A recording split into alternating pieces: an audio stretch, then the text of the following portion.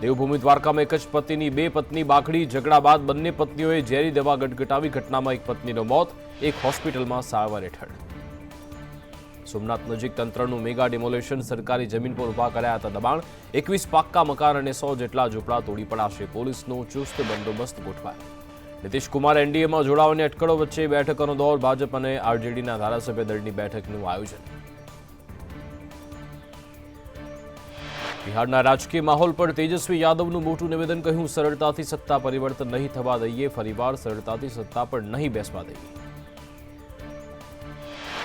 અમદાવાદ શહેરની બૃહદ બેઠકનું આયોજન. પ્રદેશ ભાજપ અધ્યક્ષ સી આર પાટીલની હાજરીમાં બેઠક. અમદાવાદમાં ગાંધીનગર બેઠકોના પદાધિકારી પણ હાજર રહેશે. ધોરણ 10માં પ્રી બોર્ડ પરીક્ષાનું આયોજન. બોર્ડની પરીક્ષા પહેલા વિદ્યાર્થીઓમાં ડર દૂર કરવા પ્રયત્ન. અમદાવાદ શહેરની 552 શાળામાં લેવાશે પરીક્ષા.